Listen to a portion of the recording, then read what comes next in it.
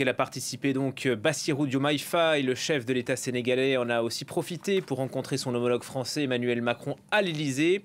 Une première rencontre que l'on va décrypter avec vous, Myriam Amlal, qui nous fait le plaisir d'être en plateau ici. Bonjour Myriam. Bonjour Gilles. Accueil, disons, cordial. Oui, très cordial. C'est assez différent de ce qu'on a l'habitude de voir quand un chef d'État africain arrive à Paris. Il y a plus de complicité, plus de... Là, c'était très cordial, mais je pense que c'est très, très symbolique des nouvelles relations qui vont s'instaurer. Des relations, finalement, comme disent les Sénégalais, gagnant-gagnant. On vient pour faire des affaires, on veut être traité avec respect. C'est ce que disent les Sénégalais.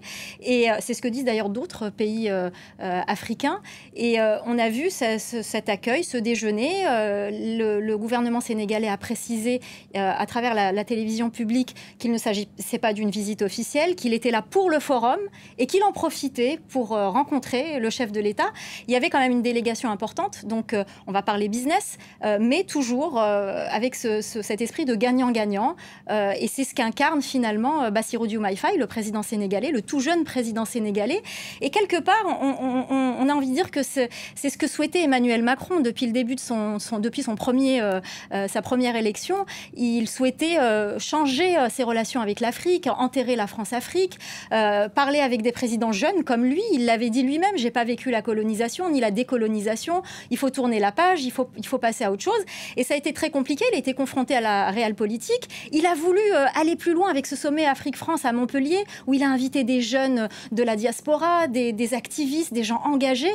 On se souvient de cette jeune burkinabé qui avait interpellé le chef de l'État dans un dialogue très franc, en lui disant, Monsieur le Président, les relations entre la France et l'Afrique, c'est une marmite sale, il faut la récurer parce que plus personne ne veut manger dedans.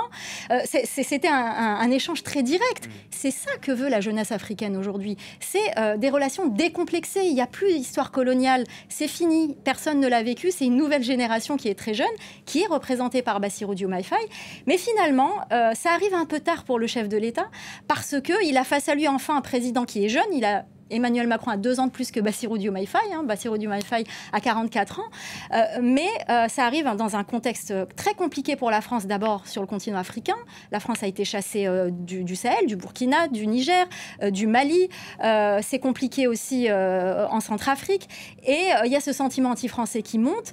Et à côté de ça, il y a le contexte politique en France. Vous en avez parlé, la dissolution de l'Assemblée nationale voulue par Emmanuel Macron, qui risque d'amener au pouvoir le Rassemblement national, un parti d'extrême droite. Donc on sait très bien ce qu'on pense dans ces pays-là de l'extrême droite. Et c'est très mal vu. Donc on arrive à un moment où finalement Emmanuel Macron est moins à l'aise pour justement ce face-à-face avec ce jeune président. Emmanuel Macron, politiquement fragilisé, face à Bassirou Diomaye Faye, qui commence à se faire un nom aussi sur la scène internationale. Absolument. Personne n'aurait parié sur Bassirou Diomaye Faye quand il est sorti de prison. On se disait, oh là là, il est jeune, il n'était pas pressenti. C'était Ousmane Sonko qui était candidat.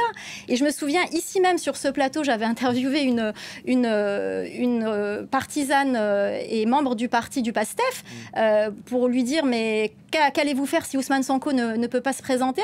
Est-ce que vous avez un plan B? Elle m'a dit non, il n'y a pas de plan B, il n'y a qu'un plan A. Et finalement, il y avait bien un plan B. Et ce plan B, on ne pariait pas trop sur lui. Et finalement, Bassirou Diomaye Faye, malgré sa timidité, a su rentrer dans son costume de président. Il joue son rôle. C'est un peu la force tranquille. Il assume ce qu'il incarne, c'est-à-dire cette jeunesse africaine décomplexée. Et ici, il faut noter aussi que Bassirou Diomaye Faye est le seul président, pour le moment, qui a parlé au... Et on le voit derrière vous, voilà, au chef de la junte, que ce soit au Burkina, au Niger et au Mali. Et peut-être qu'il peut être aussi un interlocuteur clé pour peut-être apaiser les tensions entre la France et ces pays-là. En tout cas, lui veut jouer un rôle entre ces pays et la CEDEAO. Et il jouera certainement un rôle. Et il est très attendu au Sénégal, mais il est très attendu aussi par la jeunesse des pays voisins.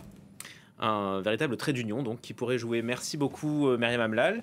Vous êtes la bienvenue sur ce plateau. Je reviendrai. C'est quoi au menu du Journal de l'Afrique tout à l'heure, 21h45? On va parler bien sûr de la visite de Bassirou Diomaye Faye à Paris.